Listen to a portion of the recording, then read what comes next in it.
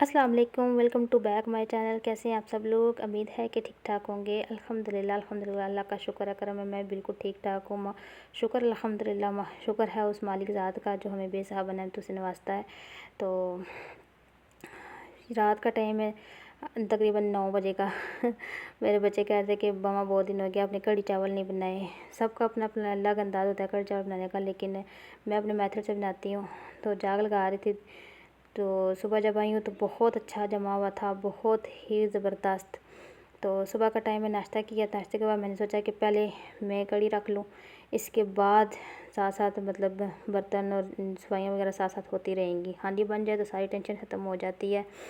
तो इतने में मेरी बेटी आ गई थी, तो उसने जब मुझे देखा ना कि मैं नाश्ते के बाद फ़ौरन ही हांडियाँ रख रही हूँ, तो उसने शेल्फ जो है ना समेटना शुरू कर दिया, क्लोज़ करना शुरू कर दिया, बर्तन धोने वाले एक साइड पे करने शुरू कर दिए। तो मेरी बेटी मेरा हमेशा बहुत साथ देती है और एहसास करती है, बेटियाँ एहसास करती हैं।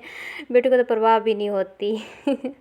तो मेरे पास ना जूसर मशीन नहीं है, तो मैंने ये बोतल में, हम तो इसको पीपा कहते हैं, पता नहीं इसको सारे अपनी अपनी ज़बान में कहते होंगे, पता नहीं क्या कहते हैं। मैंने सारे मसाले में, लोग प्याज भी डालते हैं, मैं प्याज नहीं डालती हूँ, सिर्फ़ और सिर्फ वो लहसुन है ना, उसका पेस्ट बना के उसी का मसाला बनाती हूँ, सारे मसाले डाल के।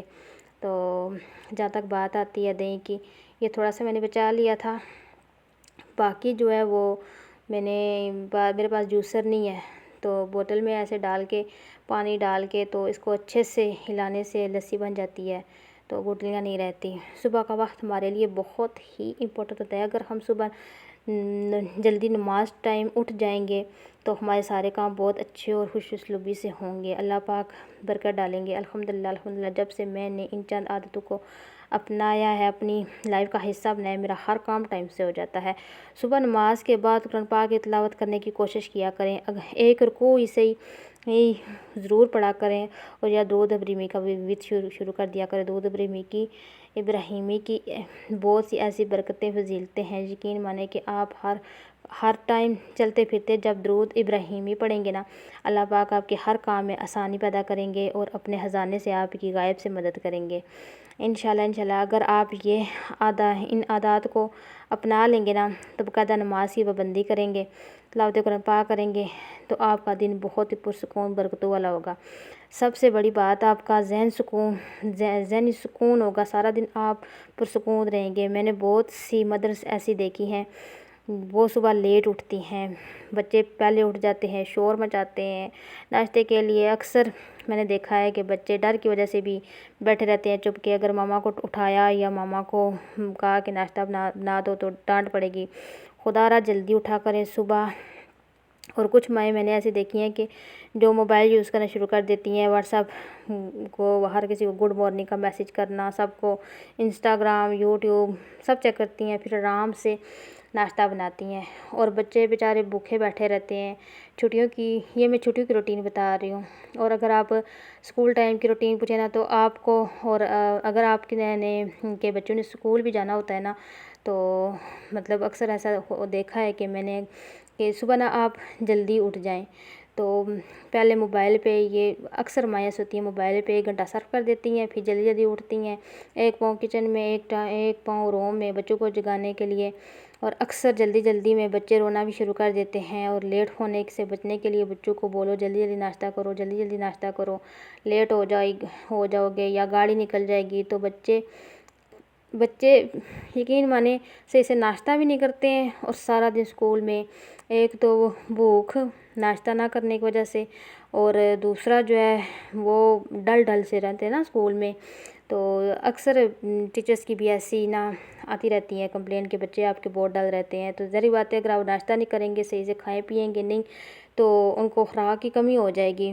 खुदारा टाइम से उठ जाया करें, और बच्चों को नाश्ता बना के बड़े प्यार और सुकून से बच्चों को उठाया करें, उनका खुद मुंह वाश किया करें, टीथ वाश करवाया करें, नाश्ता करवाया करें, आराम सुकून से उनकी तैयारी कराया करें। तो बच्चे जब फ्रेश जाएंगे तो सारा दिन स्कूल में वो एक्टिव रहेंगे।